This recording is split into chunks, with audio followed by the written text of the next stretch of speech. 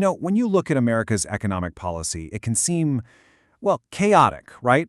A dozen different moves, all seeming to pull in opposite directions. But some analysts, they see a pattern.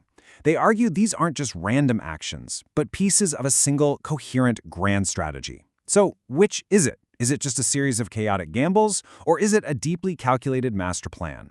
Let's try and connect some of these dots. I mean, how many times have you heard this from pretty much every corner? Let's bring manufacturing back home. And look, it sounds like such a simple, powerful goal for a stronger economy.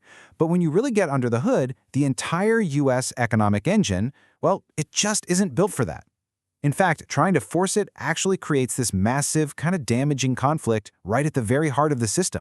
And one of our sources just nailed it with this metaphor. It's like trying to drive a car by hitting the gas and the brake at the exact same time.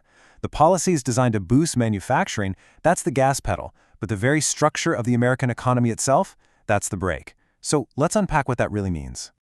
To really get this conflict, we've got to start by looking at the economic tightrope the U.S. is walking. It's an economy that is fundamentally built on finance and consumption, not on making things. So the US runs on a consumption-driven model. Think about it like this. Picture a giant bathtub that's constantly being filled by financial activities and drained by all of us spending money. This whole cycle keeps the GDP looking high, but it's fundamentally at odds with a manufacturing model, which is all about, actually producing physical goods. The two systems are just constantly working against each other. Okay, now we're going to follow the money. And this is where things get really wild. Over a certain period, the government has pumped a truly staggering amount of cash into the private sector. We're talking about roughly $39 trillion. And this is the crazy part, the nominal GDP that came out of all that, from that same private sector, was only about $29 trillion. That is a massive gap. So that leaves a $10 trillion question on the table. Where did all that money go? I mean, it clearly wasn't used to build a bunch of factories or produce goods, so where is it? Well, the answer is that there's basically a massive leak in the system. A huge chunk, almost $3 trillion, was essentially siphoned off by the mechanics of the financial system itself. We're talking about things like interest costs and a drop in net exports. That money is being used to lubricate the financial engine, not the manufacturing one. And this brings us to this really key economic idea that's the brake in that car metaphor we talked about. It's called the crowding out effect.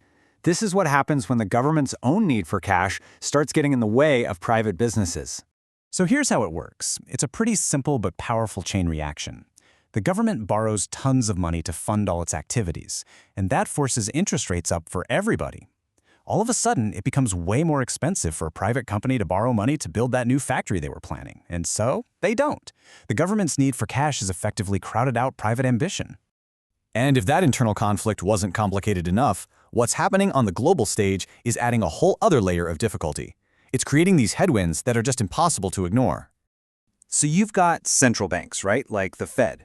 They're trying their best to get inflation under control. But then, bam, a conflict flares up in the Middle East, which drives up oil prices and directly fuels that same inflation. This forces the banks to keep interest rates high, which, as we just saw, slams the brakes on private investment. It's a real global catch-22. But it's really important to get some context here. While these oil price spikes are scary, history shows us they tend to correct themselves. I mean, look at the Gulf War and the war in Ukraine. In both cases, you saw these massive surges in price, but then they were followed by a complete retracing because the actual production infrastructure was still intact.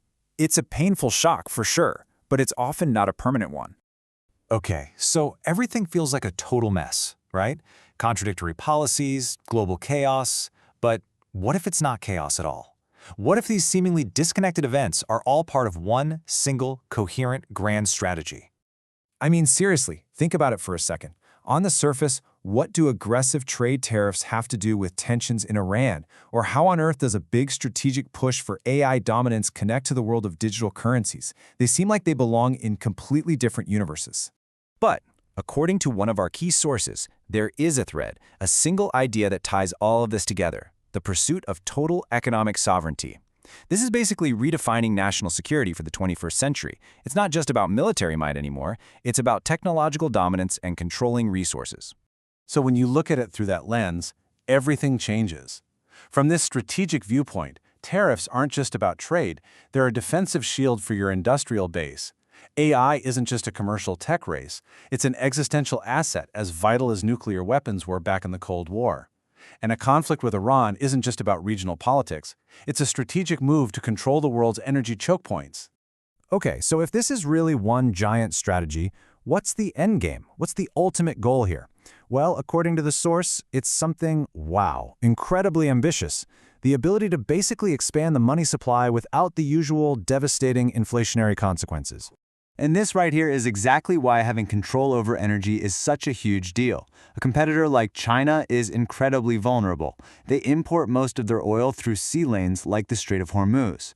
The U.S., on the other hand, is a net energy exporter. So controlling that choke point gives the U.S. immense leverage over a key strategic competitor, and by extension, the global price of oil. So this is the key takeaway. If you can influence global energy prices, you can put a lid on one of the biggest drivers of inflation, and that would, in theory, allow the U.S. to fund its strategic priorities, everything from tech to defense, without causing the domestic economy to fatally overheat. So really, it all comes down to a two-step plan.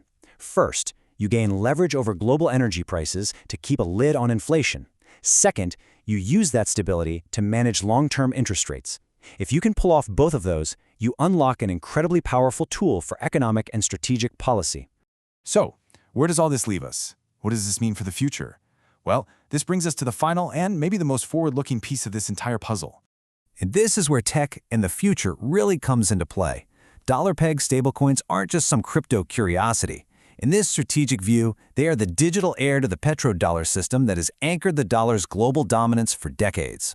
If the next generation of AI platforms and global markets all run on these digital dollars, it cements the dollar's central role for another generation. And that's what it all comes down to, right? This one final question. Are we witnessing a brilliantly calculated long-term strategy to guarantee American economic sovereignty for the 21st century? Or is this a series of high-stakes, interconnected gambles that risk destabilizing the entire global economy?